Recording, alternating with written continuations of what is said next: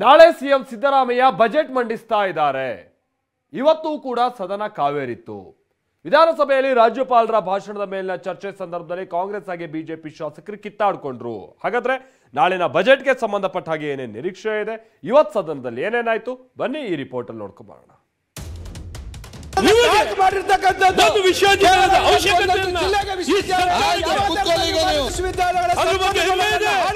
ನಾಳೆ CM Siddaramaiah budget ಮಂಡಿಸಲಿದ್ದಾರೆ. ಆದರೆ ಇವತ್ತು ಕೂಡ ಸದನ ಕಾವೇರಿತ್ತು.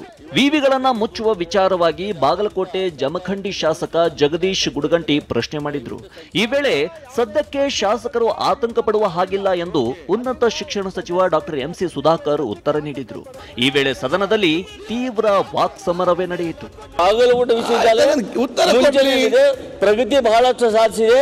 ಇದನ್ನು ಮುಂದುವರಿಸಿಕೊಂಡು ಹೋಗುವುದು ಬಹಳ ಅವಶ್ಯಕತೆ ಇದೆ. ಉಗ್ರ ಹೋರಾಟ ಮಾಡ್ತೀವಿ. ಸರ್ಕಾರ ಯಾವುದೇ ಸ್ಪಷ್ಟವಾದಂತ ತೀರ್ಮಾನ ಆಗಿಲ್ಲ.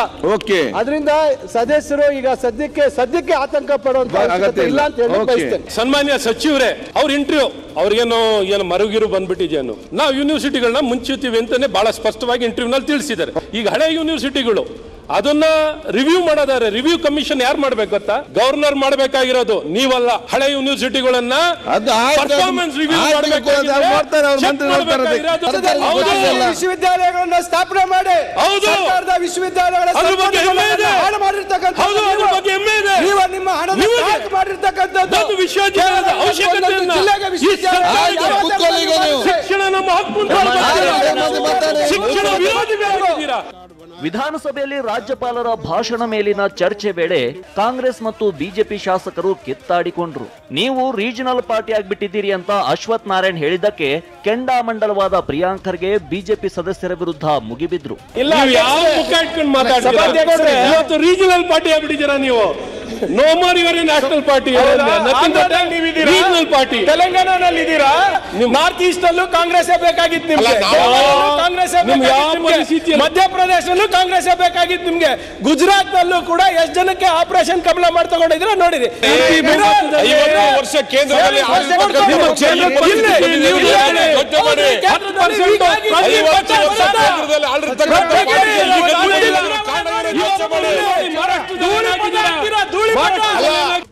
ರಾಜ್ಯಪಾಲರ ಭಾಷಣದಲ್ಲಿ ಸರ್ಕಾರ ಸುಳ್ಳು ಹೇಳಿಸಿದೆ ಎಂದು ಆರ್ ಅಶೋಕ್ ಸದನದಲ್ಲಿ ದಾಖಲೆ ಸಮೇತ ಆರೋಪ ಮಾಡಿದ್ರು. ಈ ವೇಳೆ ಆಕ್ಸ್ಫರ್ಡ್ ವಿವಿಯ ಬ್ಲಾಗ್ನಲ್ಲಿ ಲೇಖನ ಬರೆದವನು ಸಿಎಂ ಕಚೇರಿಯಲ್ಲೇ ಕೆಲಸ ಮಾಡುವ ಜಿಯೋಶ್ ಪೌಲ್ ಎಂದು ಫೋಟೋ ತೋರಿಸಿದ್ರು. ಈ ಆಕ್ಸ್ಫರ್ಡ್ ಬ್ಲಾಗ್ ನಲ್ಲಿ ಬರೆದಿರುವ ಲೇಖನ ಬರೆದವರು ಯಾರು? ನಾವು ಇದ್ಯಾವುದೋ ಟಿವಿಗಳಲ್ಲಿ ಬರ್ತದೆ, ಹೀಗೂ ಉಂಟೆ ಅಂತೇಳಿ. ಮುಖ್ಯಮಂತ್ರಿಯ ಸಚಿವಾಲಯದಲ್ಲೇ ಕೆಲಸ ಮಾಡ್ತಾ ಇದ್ದಂತ ಗಿರಾಕಿ. ನಾನು ಅಲ್ಲಿ ಹುಡುಕಿ ಅದರಲ್ಲಿ ಯಾವುದ್ರಲ್ಲೂ ಸಿಕ್ಲಿಲ್ಲ. 2024 ಮಾರ್ಚ್ 27ರಂದು ಈ ಮಹಾನುಭಾವ ಲೇಖನವನ್ನ ಬರೆದು ಕರ್ನಾಟಕ ಮಾದರಿ ಅಂತ ಬರೆದಿದ್ದಾರೆ. ಅದೇ ಟೈಮಲ್ಲಿ ಆ ಸಿಎಂ ಆಫೀಸಲ್ಲಿ ಅವ್ನು ಕೆಲಸ ಮಾಡ್ತಾ ಇದ್ದಾರೆ. ಇವ್ರು ಆಕ್ಸ್ಫರ್ಡ್ ಅಲ್ಲಿ ಅಲ್ಲ, ನಿಮ್ಮ ಆಫೀಸಲ್ಲೇ ಕೆಲಸ ಮಾಡಿ ನಿಮ್ಗೆ ಬಿರುದು ಕೊಡಕ್ಕಾದ್ರೆ ಅದನ್ನ ನೀವು ಮಾಡ್ಕೊಂತೀರಾ, ನಾನು ಮಾಡ್ಕೊಬಹುದು, ಎಲ್ಲರೂ ಮಾಡ್ಕೊಬಹುದು. ಅದಕ್ಕೆ ಯಾಕೆ ಗವರ್ನರ್ ಕೈಲಿ ಓದಿಸ್ಬೇಕಾಯ್ತು ನೀವು? ಆಕ್ಸ್ಫರ್ಡ್ ಹೆಸರು ಯಾಕೆ ಉಪಯೋಗ ಮಾಡ್ಕೊಂಡ್ರಿ ನೀವು? ಆ ಮನುಷ್ಯ ಯಾರು ಗೊತ್ತಾ ಅಧ್ಯಕ್ಷರ?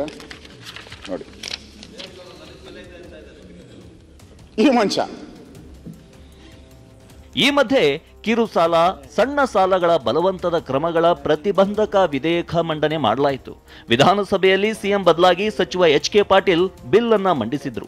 ಕರ್ನಾಟಕ ಕಿರು ಮೈಕ್ರೋ ಸಾಲ ಮತ್ತು ಸಣ್ಣ ಸಾಲ ಬಲವಂತ ಕ್ರಮಗಳ ಪ್ರತಿಬಂಧಕ ವಿಧೇಯಕವನ್ನು ಮಂಡಿಸಲು ತಮ್ಮ ಅನುಮತಿ ಕೋರುತ್ತೇನೆ.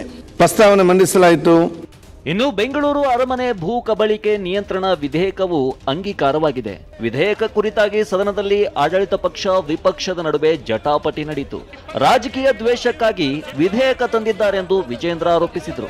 ಸರ್ಕಾರಕ್ಕೆ ಚಾಮುಂಡೇಶ್ವರಿ ಶಾಪ ತಟ್ಟುತ್ತೆ ಅಂತ ವಿಪಕ್ಷ ಉಪನಾಯಕ ಬೆಲ್ಲದ್ ಗುಡುಗಿದ್ರು. ವಿರೋಧದ ಮಧ್ಯೆಯೂ ವಿಧೇಯಕ ಅಂಗೀಕಾರವಾಯಿತು. ಕಿರಣ್ ಹನಿಯಡ್ಕ ಜೊತೆ ಪ್ರಸನ್ನ, ಟಿವಿ9 ಬೆಂಗಳೂರು.